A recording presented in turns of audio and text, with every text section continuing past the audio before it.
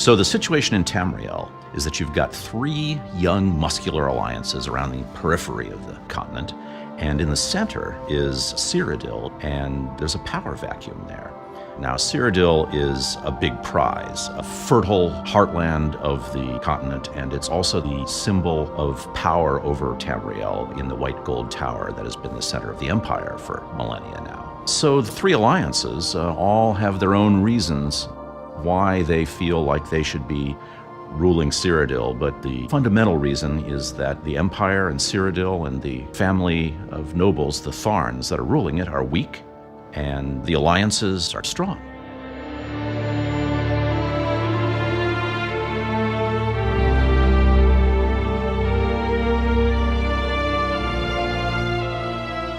So the empire is weak, but their leaders are cunning.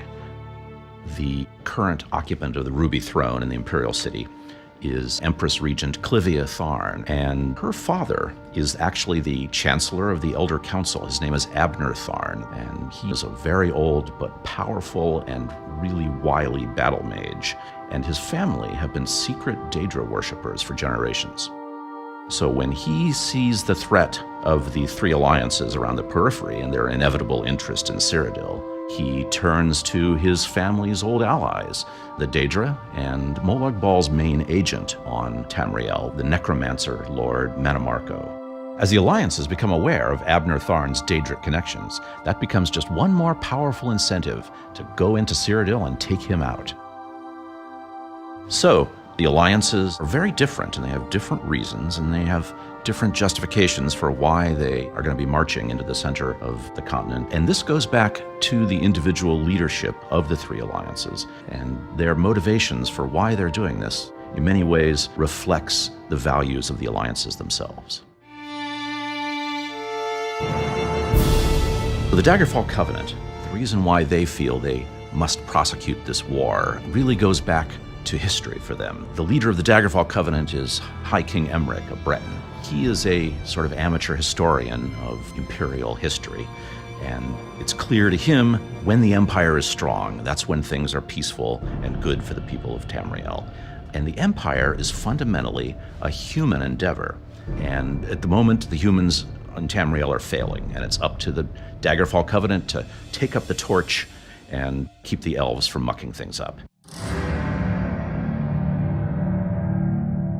Now, the Ebonheart Pact is more attuned to the mystical side of things. When they become aware that there's a great threat to Nirn, they decide that they're going to have to mobilize to confront it. Almalexia, one of the living gods of the tribunal, and one of the leaders of the Ebonheart Pact, she takes notice. The scryers and the priests and the wizard tell her that Molag Bal has got some kind of great, magical, existential threat to Nirn.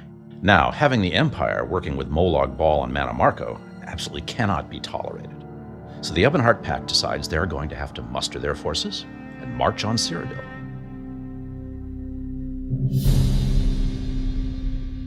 The third alliance, the Aldmeri Dominion, is led by Queen Irene of the High Elves, and her reasons for pushing this war into Tamriel are geopolitical and also personal.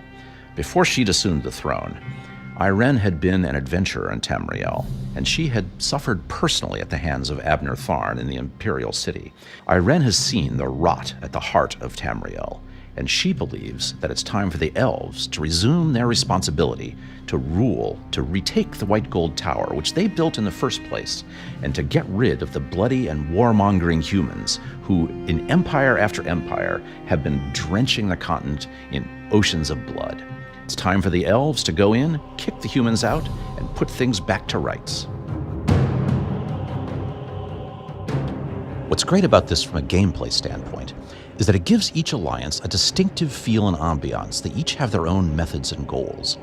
And the player gets to experience this difference from inside each alliance. They get to take up these methods and try to achieve these goals as they're playing through the story of the Alliance War. It's a hallmark of the Elder Scrolls series. There is no single truth about the world, that everybody sees things from their own vantage point. And it's that legacy of a rich and nuanced world that we've taken up and expanded upon for Elder Scrolls Online.